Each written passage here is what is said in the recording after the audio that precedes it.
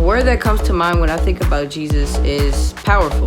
Kind. I think about the word peace. Loving and caring. Life, because he sacrificed his life to give us ours.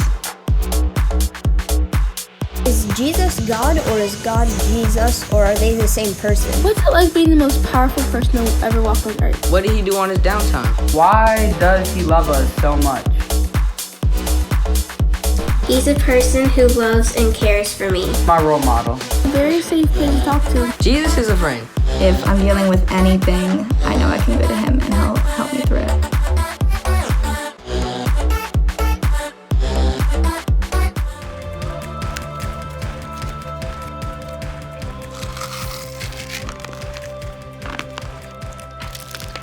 Oh, hey everyone, I'm Jean.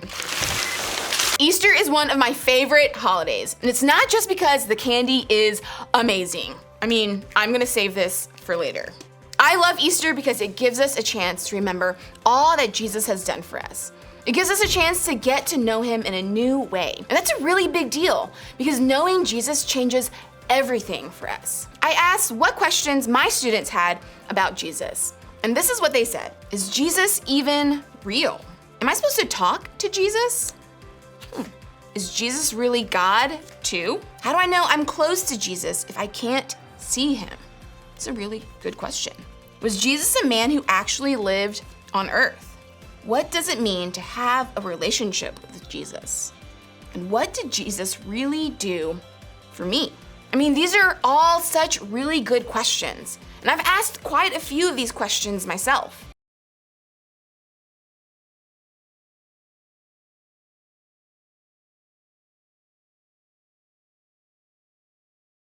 If you've asked any of these questions before, I want you to know it's okay to ask. In fact, Jesus wants you to ask, because asking is what helps you know him more.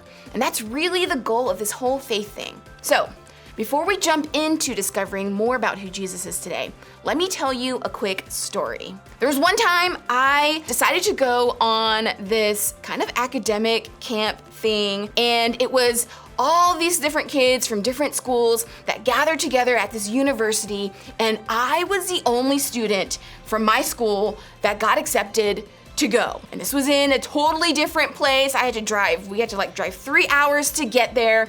And the first thing we did was eat dinner. And I didn't know anybody.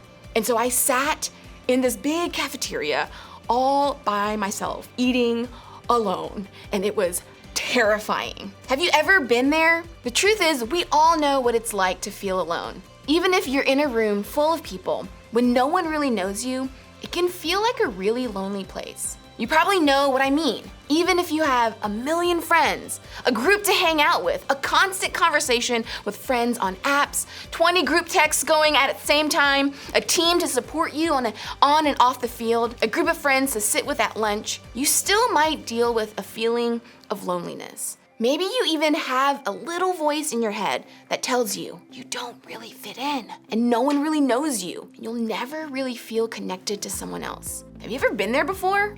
Take a second to think about it.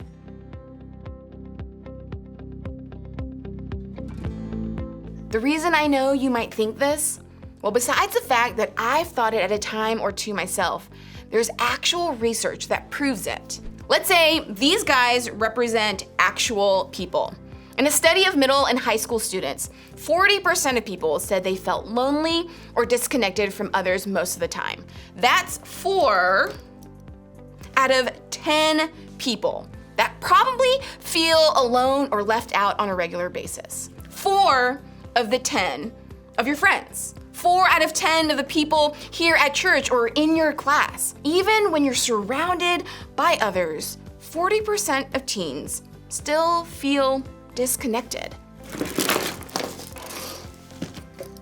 In fact, for most of us, it can feel like there's something that keeps us from being with other people. I mean, sure, we can see or hear what's going on over there, but there's something that's keeping us from being able to join in. There's something that's keeping us from connecting. There's something between us and them, and that makes us feel like we're left all alone out here. So what if I told you that you're not alone? For starters, you're definitely not the only one who feels this way. Everyone struggles with this feeling of being disconnected or alone at times. But beyond that, you're not alone because of Jesus. Now listen, I know you might be thinking, not alone because of Jesus? I mean, what does that even mean? Well, I say it because I think it's true. And maybe you do too. Maybe the idea of Jesus being with you makes things feel better for you. Or maybe the idea of Jesus being with you is just confusing. Maybe the idea of Jesus, God's Son, sent to earth to save us, doesn't change all that much for you. The idea of a God who seems far away, old, and distant is not exactly helpful. It doesn't feel helpful when your friends leave you out, or you feel like an outsider in your own family, or when you just feel disconnected. In those moments, what does Jesus mean for you really? If that's how you feel, I get it. But stick with me, because I think that by asking questions about who Jesus is, we'll discover just how much knowing Jesus really does change everything, including when we feel disconnected. Conversations about who Jesus really is come up a lot around this time of year. Easter celebrates the moment in history when Jesus died and then came back to life. And while it's this really amazing, incredible thing that happened, it's also something that has made people ask a lot of questions along the way. Questions about who Jesus is and what his death on the cross means for us. And since it's okay to ask questions when it comes to our faith, I want to dive into some of that stuff with you today. To kick things off, we're going to jump right to that moment at the end of Jesus' life. But first, let me give you some background. Jesus lived in ancient Israel and grew up in first century Jewish culture. A huge part of life for people then was the temple. The temple was where people went to worship God. It was also the place where all the important stuff in town happened. And certain parts of the temple were only for certain people. For example, if you weren't Jewish, you had to stay on the outside. Women, even if they were Jewish, could only go so far. Jewish men could go inside, but only to certain places. Priests could go farther. You see, the whole thing was built so that people kept their distance from the center of the temple, a place called the Holy of Holies. That's where God was. Because God was so holy, people couldn't get close. So that part was sectioned off by a curtain. In fact, even the most important priests were only allowed to go behind the curtain one time per year. The point of this whole history lesson is this. The culture Jesus lived in had a lot of separation. The people literally couldn't get behind the curtain. They were disconnected. People were separated from each other. And most importantly, everybody was separated from the place where God was. And without Jesus, everybody would have stayed separated from God. Back then, people asked a lot of questions about Jesus too. Why did Jesus come to earth? What was he trying to do? Was he really the Son of God? Some people thought he was just a really good teacher. Other people thought he was a political leader who would overthrow Roman rule. Nobody expected that same Roman government would actually arrest Jesus and sentence him to death, but they did. When it was happening, it was awful. Jesus was tortured and beaten and insulted by those who were torturing him. But as this was happening, God was using this moment to do so much more. Check this out. And when Jesus had cried out again in a loud voice, he gave up his spirit. At that moment, the curtain of the temple was torn in two from top to bottom. I mean, this is a huge deal. Remember that curtain? The one that separated God from everyone else? At the moment Jesus died, the curtain was ripped apart. The days of separation were over forever. Before, only once a year could the most important priest ever really get close to God. But in a moment, Jesus changed everything. Jesus made it perfectly clear that there would never be separation between God and God's people again.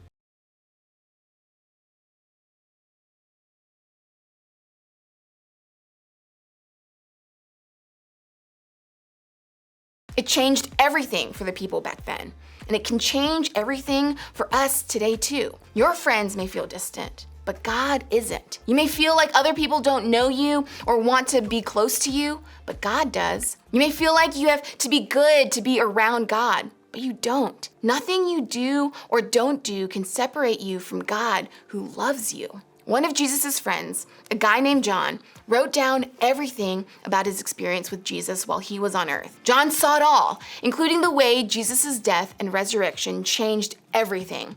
I think one of the things John tells us that Jesus said can help us understand who Jesus is to us. Take a look. I no longer call you servants, because a servant does not know his master's business. Instead, I have called you friends, for everything that I learned from my Father, I have made known to you. We are friends with Jesus. That's so amazing to me. Jesus as my friend? I love that thought. But as cool as that is, I think there's more to it than that. It's not just, we're friends so we can hang out and go camping and stuff. It's, we're friends because I'll turn the world upside down, defeat death, and even tear the curtain in two to prove that we are connected. You and I and all the people after you are connected. From now on, you're always going to be connected to God. My death on the cross made sure that was possible no matter what. We can never be separated, and you are not alone. In other words, because of Jesus, you can be connected to God. This is what Easter means for us. And this is who Jesus really is. He's the connection point from us to God. So even when you feel disconnected from your friends or people at school or even people at home, you never have to be disconnected from God. There is no curtain between you. God's close to you no matter what.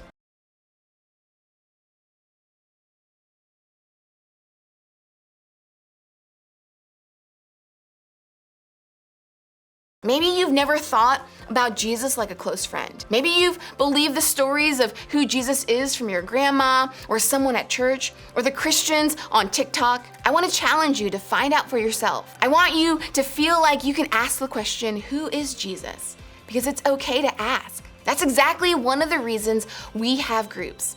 So we can remind each other of what's true about who Jesus really is. That even when we feel far away, there's no separation. Because of Jesus, you can be connected to God. For some of you, this might be the first time you've realized that you can be close to God. If that's you, a huge step you can take today is to talk to a trusted adult, a parent, or your group leader about that. Talk to them about what it means to connect with God, to follow God, and to grow in your relationship with God. These are people who want to help you understand how knowing Jesus can change everything for you. Then, I want you all to try this. The next time you feel yourself feeling lonely or disconnected or separated, go to God. Tell God how you feel. Spend time with God. Reach out to a friend who you know will encourage you to remember what's true about God. You could listen to worship music or pray or write down your thoughts in your journal to God. Whatever this looks like for you, take a step to connect with God when you feel disconnected. Because no matter what, you can. Remember, because of Jesus, you can be connected to God. I want you to think about this. What if you're not as alone or disconnected as you think you are? What if nobody is? What if that thing in you that says, I feel alone and it shouldn't be this way, is a reminder that God didn't create you to be disconnected. God made a way to be close to you. Because of Jesus, you can be connected to God. And that means you never have to be alone.